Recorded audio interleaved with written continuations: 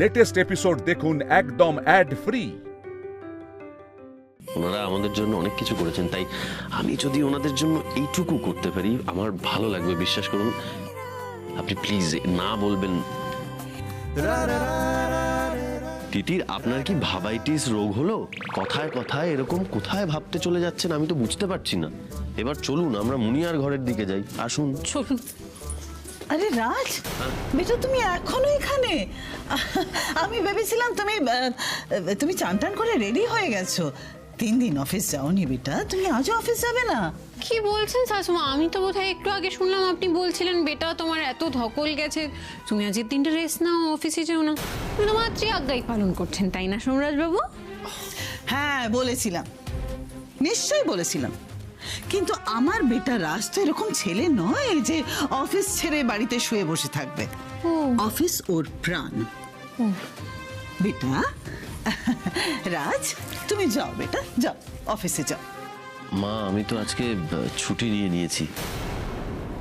অফিসে ফোন করে বলেছি আমি আজকে আসতে পারবো না। ইনফ্যাক্ট মাসিমা মেসোমশাই যতদিন থাকবে ততদিন আমি ওয়ার্ক ফ্রম হোম করব। তুমি এখানে একটু দাঁড়াও, আমি দেখি মুনিয়ার ঘরটা রেডি হলো কিনা। ওয়েট, তিতির চলুন, আসুন আসুন আসুন।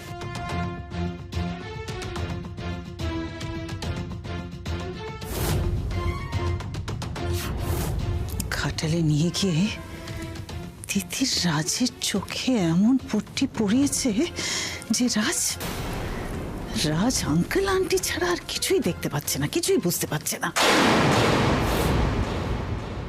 এই দেখুন, এই ঘোড়ার 2.5 চাল দিলাম। বেশ, এই বড়ে দিয়ে মাছটা কিন্তু খেলে খেয়ে নেবো, ওই জন্যই ওইটা শেখাচ্ছে আপনাকে। ওটা খাওয়া যাবে না, তাহলে কি হবে? আমি খেয়ে নেবো। দেখে মাসিমা মেসোমশাই, আপনাদের রুম রেডি হয়ে গেছে। না না না না না না, ইম্পসিবল। মানে কোথায় যাবে এখন? তুমি এক কাজ করো, তুমি তোমার ওই মাসিমা আর শালিকাকে নিয়ে চলে যাও।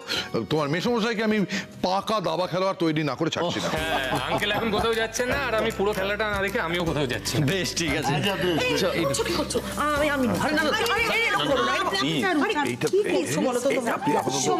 তুমি আমাকে দিয়ে দাও, আমি নিয়ে যাচ্ছি। এই মুনিয়া, একদম পাকামি না, চলো এসো এসো এসো এসো এসো এসো এসো।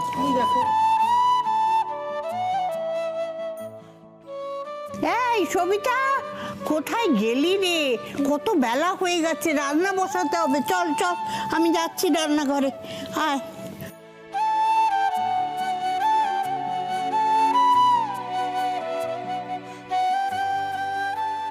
দিদির দুই বাবাতে মিলে একসঙ্গে বসে কি সুন্দর দাবা খেলছেন দেখ। এক বাবা তো সারাক্ষণ বই নিয়ে কেমন সিরিয়াস হয়ে থাকেন, আজ দেখ দাবা খেলার সঙ্গী পেয়ে কতটা খুশি হয়েছেন বলতো। বাবা যতই সিরিয়াস হয়ে থাকুক না কেন, বাবা কিন্তু রসিক মানুষ। বাবার তো আবার একটা গার্লফ্রেন্ডও আছে। দিদির কি বলছিস? চুপ, এদিকে আয় আমার সাথে, আয় এদিকে আয়, একদম চুপ। কিছু আটকায় না না তোর মুখে? হ্যাঁ, নিজের শ্বশুরমশাই সম্বন্ধে যা নয় তাই বলছিস। তা নয় তাই আর কি আছে, শ্বশুর বলে কি প্রেম করা বাড়ান নাই? জানিস একদিন কি হয়েছে তোকে বলিস না।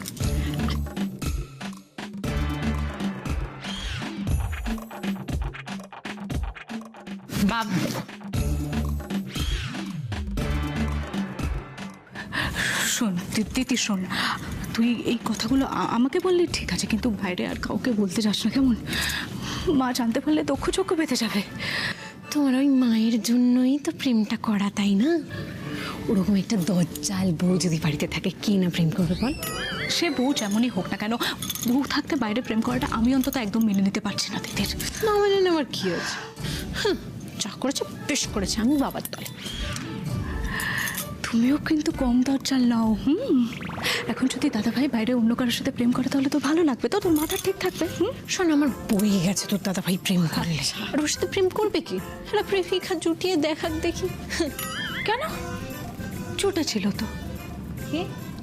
তুলি? ওই তুলি দিদির নাম একদম বলবি না আমার সামনে। ওই বাড়াবাড়ি না, বাড়াবাড়ি আর করলে না তোর বানা করে রেখে দেবো। মেরে বয়ফ্রেন্ডসে গুলুগুলু করে কি তুই না উসকো। দেখেছিস তো, তুমিও কিন্তু কম পজিটিভ নাও। যেই তুলির নাম শুনেছে অমনি রেগে একেবারে আগুন হয়ে উঠলো। দাদা ভাই কিছু করলে তো দাদা ভাই প্রেম করলে আমার কোনো যায় আসে না। শোন, তোকে একটা কথা বলে দিকে ঘোর। শোন বলছি, তুই যে দাদা ভাইয়ের প্রেমে পড়ছিস সেটা আমি তো বুঝতে পারছি, সুতরাং তুমিও বুঝতে শেখো। এই এই মন্ত্রী দিয়ে আমি রাজারাকে গার্ড করলাম। এই তোরা দুজন মিলে কি আলোচনা করছিস আমাকে একটু বল না। বড়দের কথা শুনতে নেই। দিদি প্লিজ বল না আমাকে, প্লিজ প্লিজ প্লিজ। আচ্ছা ঠিক আছে বলছি, শোন এদিকে শোন। সত্যি কি আমি সোমরাজবাবুর প্রতি পজেসিভ হয়ে পড়ছি?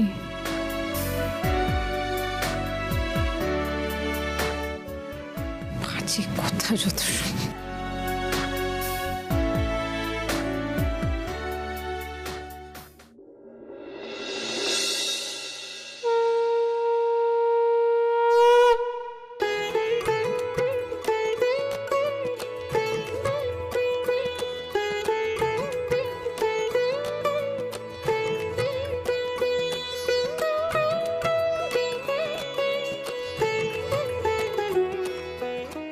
বাবা সুজয়, এই শঙ্খের আওয়াজ আসছে সন্ধ্যেবেলা কোথা থেকে? হ্যাঁ আমি কে? তো ওটা কে?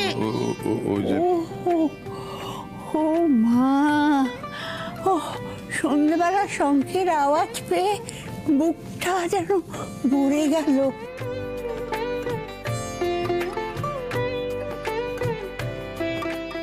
মাসিমা, আসলে ওই আমার বাড়িতে না সন্ধেবেলা একটু ঠাকুরকে ধূপ দেখানো অভ্যেস আমার, তাই এখানে আপনার ঠাকুর ঘর যখন দেখলাম তাই তখন ওই একটুখানি অভ্যাস মতো এই ধূপ দেখালাম। আপনাকে জিজ্ঞেস করা হয়নি কিছু। তুই পাগলি মেয়ে, এর জন্য আবার জিজ্ঞেস করতে হয়? হ্যাঁ, তুমি শঙ্খ বাজাচ্ছ, ধূপ দিচ্ছ, কি ভালো যে লাগছে, খুব আনন্দ হচ্ছে জানো এতদিন পরে শুনে। আসলে আমার তো হাঁপ আছে, আমি শঙ্খ বাজাতে পারি না, তাই শঙ্খের আওয়াজ পেলে আমার খুব ভাল লাগে। আর আমি বাজাতে পারি না, আর কে বাজাবে বলো এ বাড়িতে? রাগ করেননি তো? না না, পাগল মেয়ে, থাক থাক, বেঁচে থাকো, সুখী হও। আমি দেখে আসি। হ্যাঁ হ্যাঁ হ্যাঁ।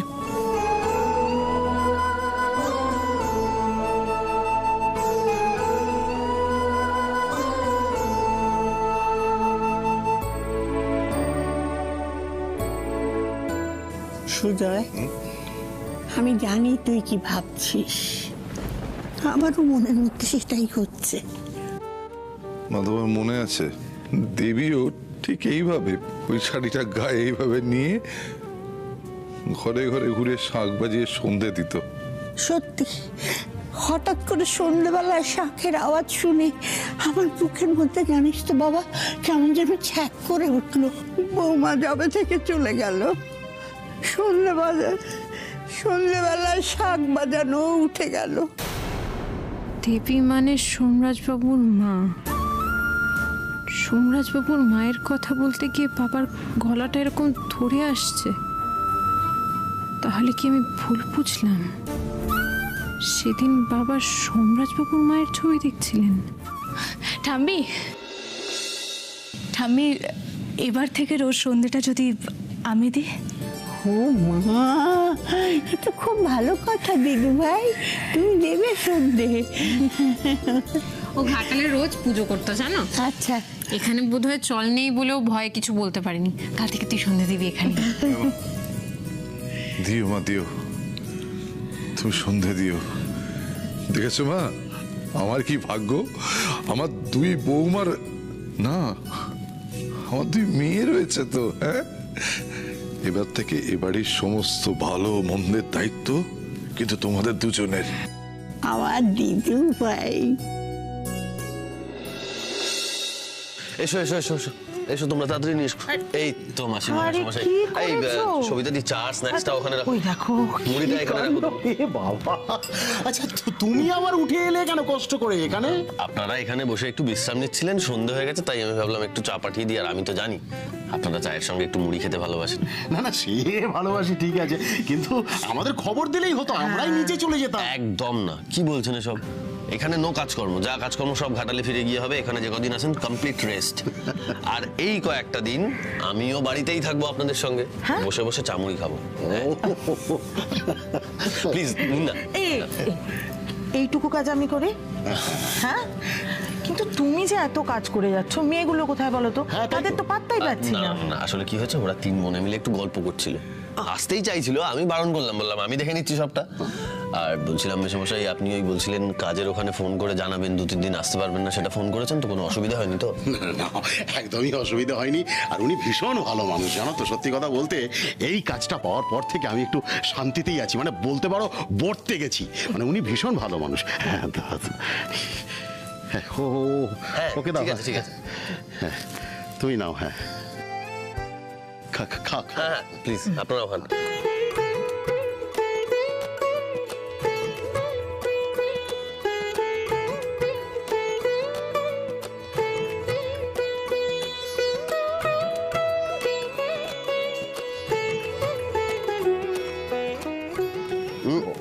কেমন লাগছে? হ্যাঁ ঠিক লাগছে?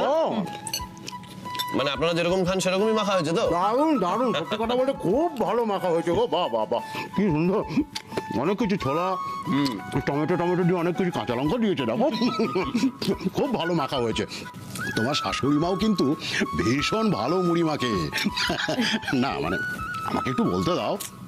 দেখো সত্যি কথা বলতে ওর গুণের শেষ নেই। মানে ও তো অনেক বড় ঘরের মেয়ে, বাপের ঘরে মানে ওদের অবস্থাপন্ন পরিবার, খুব আদরে মানুষ হয়েছে। কিন্তু ঘাটালে আসার পর যা হয় আর কি, অভাব অনটন সব মিলিয়ে। কিন্তু ওই যে মেয়েদের ধর্ম মানিয়ে নেয় সব। মানে ও কি বলবো, মানে মা দুর্গার মতো 10 হাতে সবটা সামলেছে। মানে তিথির দোয়েল ওদের স্কুলে নিয়ে যাওয়া, সংসার সামলানো। আমার তো সেরকম কাজ ছিল না, মানে বাসের যে কন্ডাক্টরই, আমার রোজ রোজ কাজ থাকতো না বাবা, ফলে রোজগার পাতিও ছিল খুব সামান্য। ও সামলেছে। হ্যাঁ মানে বললে বিশ্বাস করবে কিনা জানি না, তোমার শাশুড়ি মা এক রাত্রিরে প্রায় 50-60টা ব্লাউজ সেলাই করে ফেলতে পারে। কি শুরু করেছো জামাই সামনে? চুপ করো না। সে তুমি যতই না বলো সুমিত্রা, সত্যিটা তো সত্যি, সেটা তো স্বীকার করতে হবে। সংসারে তোমার যে অবদান, সেটা আমি যতই বলি না কেন কিছুই নয়। ও এখনো কাজ করে, জানো, এখনো করে চলেছে। মানে তুমি ভাবতে পারবে না বাবা। আর তিথি, আমার তিথিরটা কিন্তু একেবারে ওর মায়ের মতো হয়েছে, ওর মায়ের ধাত পেয়েছে। আন্টি তো ভীষণ ঘরোয়া, তার মানে উনি দরকারে কাজ করতেন।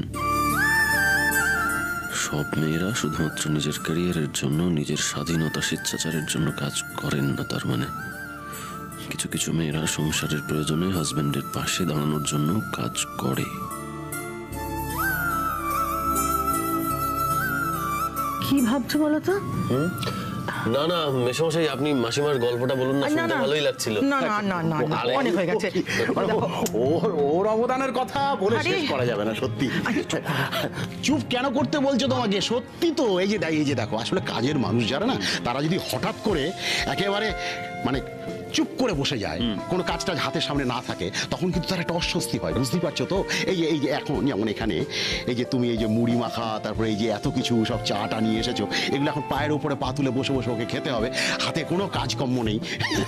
একটু আগে আমাকে কানে কানে এসে কি বলছে জানো? কি আমাকে বলতে দাও। আমাকে বলছে জানো, সেই তো কোনো কাজ পাচ্ছি না, আমাকে কেউ কোনো কাজ করতে দিচ্ছে না, আমার একদম ভালো লাগছে না। আমাকে বলছে করবে তুমি জামাইয়ের সঙ্গে খালি উল্টো পাল্টা কথা। এসো তো এখানে, খেতে দাও ওকে শান্তি মতো। সত্য সব। আন্টিকে কিছু কাজ দিলে আন্টির ভালো লাগবে, তার মানে সংকোচটা কাটবে। কিন্তু কি কাজ দিই? বলছি, আমি যদি আপনাকে কোনো কাজ দিই আপনি করবেন?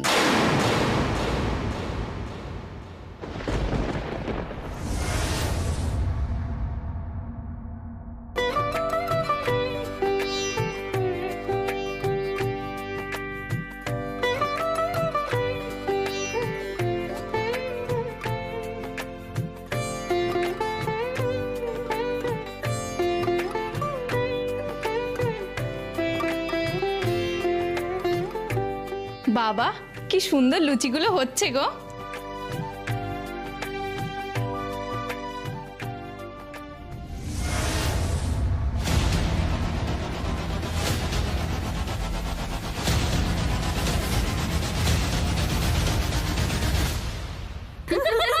খুব পেকেছে জানিস তো, ধরে দেবো।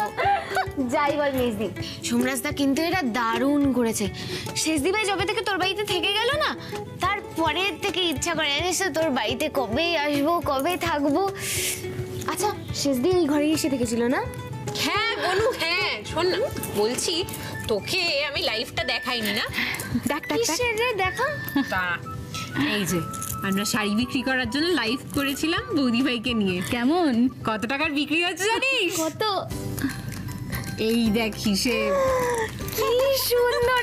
এই তোরা আমাকে বলিসনি তো, তোরা না আমাকে একদম ভালোবাসিস না। আমাকে জানলে আমি সবাইকে বলতাম। মুনিয়া ফোনটা আমার বলবো, নেক্সট বার যখন লাইভ করব তোমাকে আগে থেকে ফোন করে আমি বলে দেবো। না সারা পাড়া জুড়ে সবাই না তিতির না। দেখ তিতির, আমি কিন্তু দাদাভাইকে কথা দিয়েছি যে তুই আর লাইভ করবি না, সুতরাং প্লিজ আর এসব লাইভ টাইভ করিস না। দেখ লাইভ করলে কিন্তু ঝামেলা বাঁধবে। দিদি তুই আমার একটা এসব কি হচ্ছে এখানে? আমার বাড়িতে আমার পারমিশন ছাড়া কিছু হয় না, তুমি জানো না? কি হলো সবিতা, চুপ করে আছো কেন তুমি? উনি রান্নাঘরে ঢুকলেন কি করে? আবার রান্নাঘরে ঢুকে উনি এসব লুচি টুচি বানাচ্ছে, এসব আনহেলদি খাবার বানাচ্ছেন। সব সব ধরে ফেলে দাও। আপনি এই বাড়িতে লুচি বানাচ্ছেন কেন?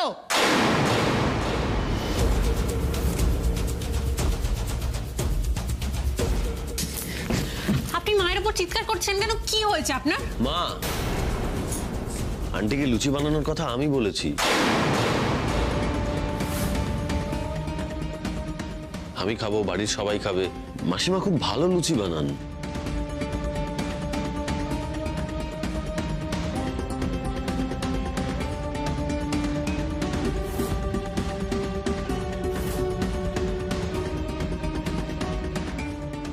কি বলছো কি তুমি বেটা? তুমি ওনার কাছে লুচি খাওয়ার আবদার করেছো? ও মাই গড, তুমি তো এইসব আনহেলদি ফুড, এই লুচি টুচি কোনোদিন খাও না রাজ। আসলে কি বলতো মা, এই বাড়িতে তো খুব একটা লুচি টুচি হয় না। ঘাটালে যাওয়ার পর থেকে উনি আমাকে এমন ফুলকো গরম গরম লুচি খাইয়েছেন যে আমি আর দাদা ভাই দুজনে আন্টির হাতে লুচির ফ্যান হয়ে গেছি। হচ্ছে ফ্যান। মা, তোমার কিন্তু এভাবে মাসিমাকে বলাটা উচিত হয়নি। কি ভাবলেন বলো তো উনি? না না, আমি কিছু মনে করিনি। সত্যি তো সংসারটা তো ওনার, কে কি ভালোবাসে না বাসে সেটা তো উনিই জানেন, তাই না? উনি তো ঠিকই বলেছেন, মনে কেন করবো বলো?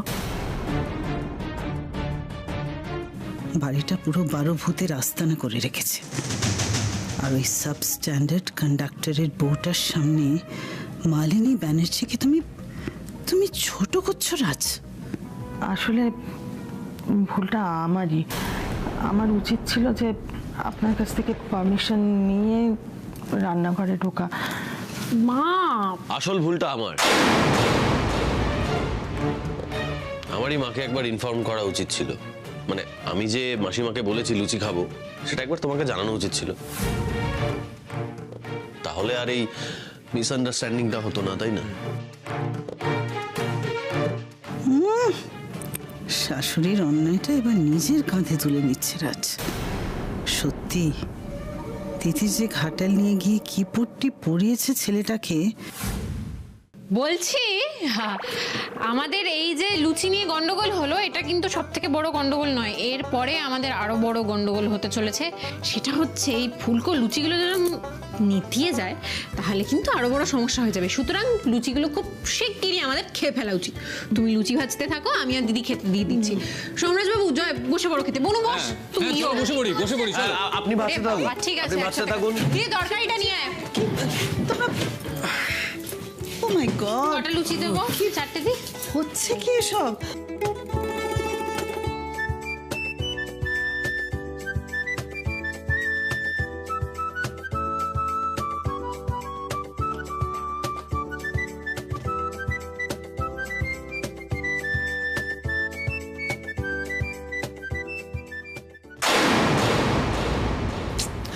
কি হচ্ছে কি এসব? ও মাই গড, তোমরা এসব ময়দায় বানানো ডিপ ফ্রাইড লুচি খাচ্ছ? কিচ্ছু হবে না মা। আমি বলছি তুমিও বসে যাও, দুটো খেয়ে দেখো কেমন লাগে। Never, impossible, never. বলছি শাশুমা শুনুন না বলছি একটু খেয়ে নিন, আমার মা কিন্তু দারুণ লুচি বানায়, এই লুচি আর পাবেন না, দুটো খান দেখবেন ভালো লাগে। দেখুন, আমাকে প্লিজ এসব খেতে বলবেন না। আমার অভ্যেস নেই, আমার শরীর খারাপ লাগে, আমি এসব একদম খাই না। ও খান না? এ বাবা, কিন্তু সেদিন হাডুডু খেলার দিন আপনার যে বান্ধবীরা এসেছিল তারা তো বলল যে আপনারা নাকি ক্লাব থেকে ছোলে ভাটুরে পার্টি করে এসেছেন।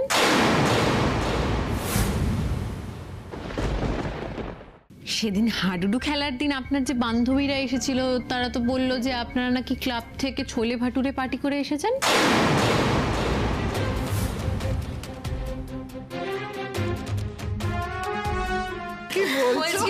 আপনারা কিছু খাবেন? কিছু আনবো? ও তিতির, না থ্যাঙ্কস, এখন কিচ্ছু খাবো না। সে কি কেন? আর বলো না, এই দুপুরেই তো পার্টি করে এসেছি সবাই মিলে ছোলে বাটুরের। তোমার শাশুমাই তো ট্রিট দিলেন। মনে পড়লো? হ্যাঁ, পড়েছে। আসলে বাইরে গেলে তো সবকিছু নিজের কন্ট্রোলে থাকে না, তাই সবকিছু মনের মতন হয় না, সেজন্য হয়তো খেতে হয়েছে। ও এই বলছি, ভাটুরেটা কি জিনিস রে? আরে ভাটুরে হচ্ছে লুচির বদ্দা, মানে তুমি 4-5টা লুচি যদি একসাথে বেলো, মানে একটা বড় একটা লুচি হবে, তো সেটাকে যদি তেলে ভাজো সেটাকে ভাটুরে বলে। আচ্ছা শাশুমা, বলছি যে আপনি ক্লাবে যখন খেয়েছেন ছোলে ভাটুরে, তাহলে বাড়িতে খেতে অসুবিধা কোথায়? এটা তো রিফাইন্ড তেলে ভাজা, একটু খান, ভালো লাগবে। মা, না খেলে কিন্তু মিস করবে। বসে যাও, তিতির কিন্তু একদম ঠিক কথা বলছে। বলছি সবাই মিলে এত করে যখন বলছে, অন্তত দুটো লুচি খান। আপনি বসুন, আমি দিচ্ছি। উনি খাবেন? অবশ্যই খাবেন, বসুন বসুন বসুন বসুন বসুন না। দিন, খাইয়েই ছাড়বে সব।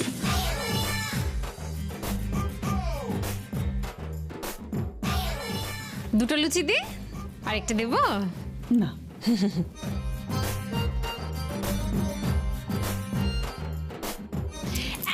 সেকেন্ড।